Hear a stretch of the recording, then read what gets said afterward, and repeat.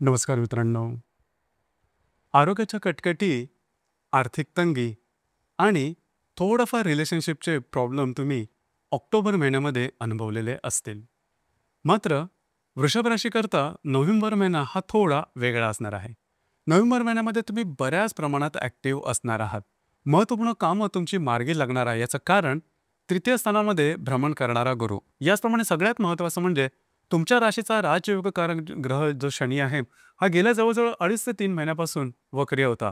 तो सुद्धा नोव्हेंबर महिन्याच्या एंडिंगला हा मार्गस्थ होणार आहे. अर्थात त्याचे प्रभाव पडणार तुमच्या राशीवर कशा प्रकारचे असेल, बाकीचे जे ग्रह आहेत, त्या संदर्भातल्या सुद्धा गोष्टी कशाप्रकारे नोव्हेंबर महिन्यामध्ये असणार आहेत, या सर्व संदर्भातली खुलासेवर चर्चा आपण या व्हिडिओमध्ये करणार आहोत. तर सुरुवातीला आपण चर्चा करू, की तुमचं जे स्वास्थ्य आहे, मानसिक किंवा शारीरिक, हे नेमकं कशा प्रकारचं राहील. जसं की तुमच्या राशीचा जो स्वामी आहे शुक्र, हा तुमच्या 5व्या, 6व्या आणि 7व्या स्थानामध्ये भ्रमण करणार आहे. याचप्रमाणे राशीचा जो अष्टमेश आहे, गुरु हा तुमच्या तृतीय स्थानामध्ये भ्रमण करणार आहे. दिनांक 12 तारखेनंतर हा वक्री होणार आहे. अर्थात या महिन्यामध्ये आरोग्याच्या संदर्भात मोठे कुठले प्रॉब्लेम येणार नाही. मात्र इथे एक गोष्ट लक्षात घेण्यासारखी आहे, ते जे काही मी तुम्हाला सुरुवातीला सांगितलं, की तृतीय स्थानात गुरु येत असल्या कारणामुळे तुम्ही बऱ्याच प्रमाणात ॲक्टिव्ह असणार आहात. तुमचं फिरणं वगैरे जास्त होईल, प्रवासी योग जास्त होणार आहेत आणि त्याचाच परिणाम थोडासा तुमच्या आरोग्यावरती जाणवेल, शरीर स्थितीवर जाणवेल.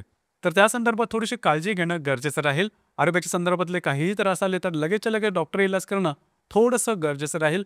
बाकी तसं सांगायचं झालं काय फारसे मोठे काही प्रॉब्लेम येणार नाहीत आणि ज्या काही आरोग्याच्या संदर्भातले त्रास असेल, त्याचा परिणाम तुमच्या दैनंदिन जीवनावरती अजिबात होणार नाही.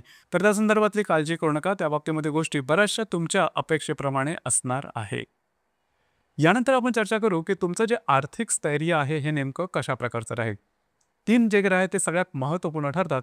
पहिला जो ग्रह आहे तो बुध, हा तुमचा धनेश आहे, पंचमेश आहे. हा बुध तुमच्या 6व्या आणि 7व्या स्थानामध्ये भ्रमण करतो. अर्थात 7व्या स्थानामधून तो वक्री होऊन 6व्या स्थानात जाणार आहे. याचप्रमाणे जो अष्टमेश आणि लाभेश जो आहे गुरु, हा तुमच्या तृतीय स्थानामध्ये भ्रमण करतो आहे, तो वक्री होणार आहे.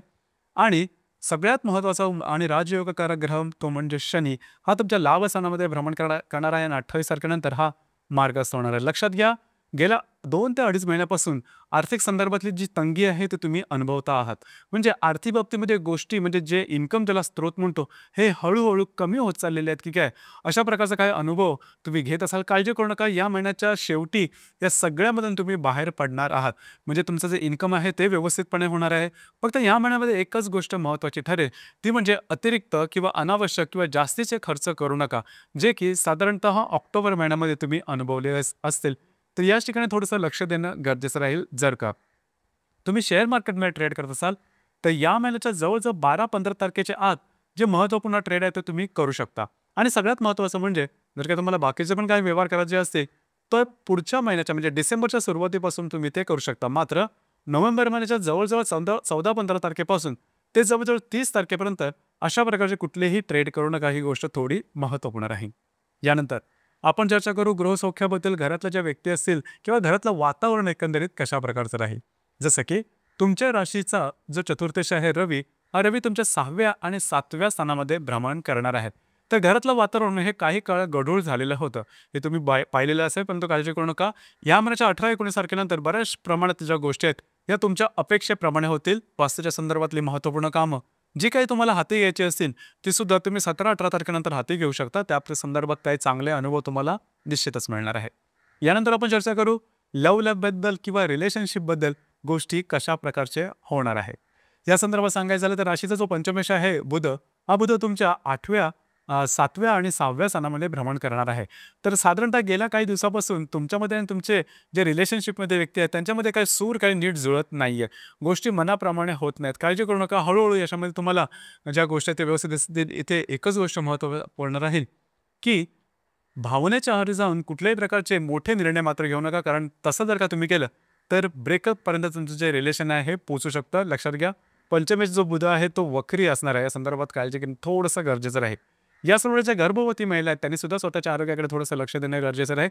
आरोग्याच्या संदर्भातले काही त्रास या महिन्यामध्ये थोड्याफार प्रमाणात डोकं वर करू शकतील. काळजी घ्या. याचबरोबर जे विद्यार्थी वर्ग आहेत त्यांच्यासाठी मात्र जो कालावधी आहे तो अतिशय उत्तम असणार आहे. त्याच्या संदर्भात काळजी करू नका. तुम्ही घेतलेले जे प्रयत्न आहेत त्यांना अपेक्षित यश निश्चित मिळणार आहे.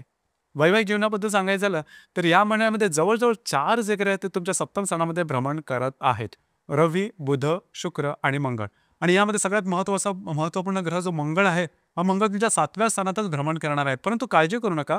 जरी रवी आणि मंगळ हे 2 पुरुष ग्रह 7व्या स्थानात भ्रमण करत असले, तरी सुद्धा तृतीय स्थानात जो भ्रमण करणारा जो गुरु आहे पंचम दृष्टीने तुमच्या 7व्या स्थानाला पाहतो. त्यामुळे तुमच्यामध्ये आणि तुमचे जे वैवाहिक जोडीदार आहेत त्यांच्यामध्ये जी हार्मनी आहे ती अतिशय उत्तम असणार आहे. उलटपक्षी वैवाहिक जोडीदाराबरोबर कुठे बाहेर फिरायला जाणं, चांगला टाइम स्पेंड करणं, अशा प्रकारचे सुद्धा काही अनुभव तुम्ही या दरम्यान निश्चितच घेणार आहात. काळजी करू नका. जर तुम्ही पार्टनरशिपच्या बिझनेसमध्ये असाल तरी सुद्धा तो बिझनेस या दरम्यान फ्लरिश होऊ शकतो आणि तशा प्रकारचे काही तुम्ही विचार करत असाल तरी सुद्धा हा जो संपूर्ण महिना आहे हा तुमच्यासाठी उपयुक्त असाच असणार आहे, शुभफलदायी असाच असणार आहे. याचप्रमाणे वृषभ राशीच्या ज्या व्यक्ती विवाह सुख आहेत म्हणजे विवाह ज्यांना करायचा आहे त्याच्यासाठी हा कालावधी अतिशय उत्तम असणार आहे. विवाह जुळणं, अपेक्षेप्रमाणे स्थळ येणं आणि प्रत्यक्षात विवाह होणं, अशा प्रकारचे काही चांगले अनुभव तुम्हाला नोव्हेंबर महिन्यामध्ये निश्चितच मिळणार आहे. यानंतर जे तुमचं कार्यक्षेत्र किंवा करिअर आहे त्याबद्दल सांगायचं झालं तर राशीचा जो कर्मेश किंवा दशमेश जो आहे शनी, हा शनी तुमच्या लाभ स्थानामध्ये भ्रमण करतो आहे. आणि सगळ्यात महत्त्वाची गोष्ट म्हणजे तो दिनांक 28 तारखेनंतर मार्गस्थ होणार आहे. तर साधारणतः जे कार्यक्षेत्र या संदर्भात छोटे मोठे त्रास तुम्ही अनुभवलेले असेल, अर्थात या महिन्यामध्ये सुद्धा थोडंफार तुम्हाला जाणवेल की आपल्याकडून जास्त काम करून घेतलं जात आहे, आपली जास्त दमछाक होत आहे की काय, किंवा आहे त्या ठिकाणी काही करिअर व्यवस्थित ठीक आहे, अशा प्रकारचे काही विचार तुमच्या मनात येतील. परंतु ते विचार या महिन्यामध्ये थोडेसे बाहेर ठेवा. कारण ह्या महिन्याच्या अंतानंतर किंवा ह्या महिन्याच्या शेवटानंतर बऱ्याचशा गोष्टी रुळावर येतील, मार्गी लागतील. तुमच्या मानसिकतेमध्ये सुद्धा जाणवण्याइतपत फरक दिसून येईल.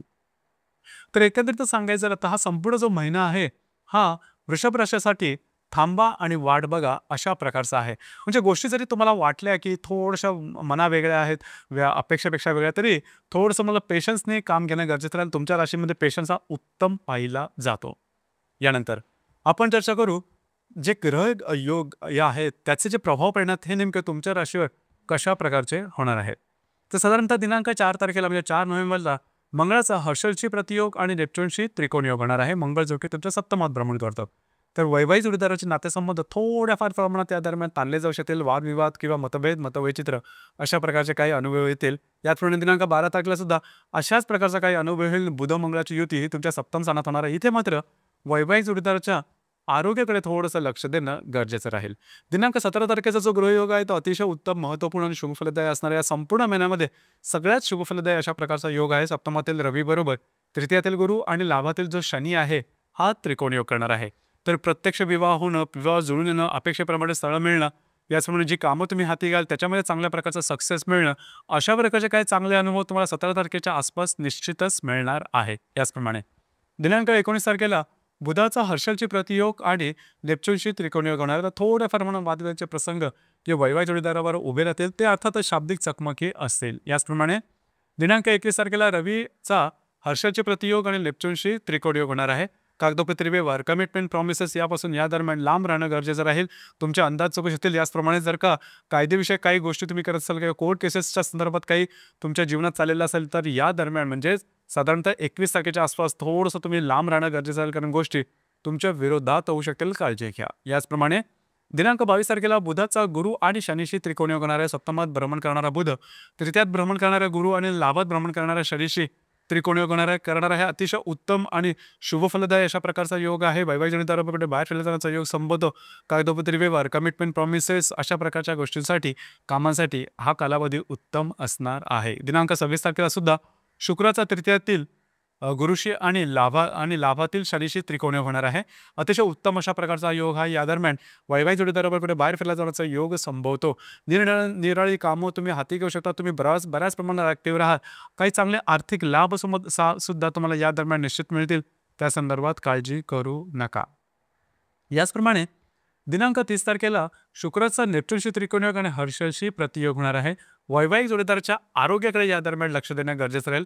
आरोग्याच्या संदर्भातले साधारणतः शारीरिकतेच्या संदर्भातले काही त्रास या दरम्यान डोकं वर करू शकतील. त्या संदर्भात थोडंसं अलर्ट राहणं गरजेचं राहील.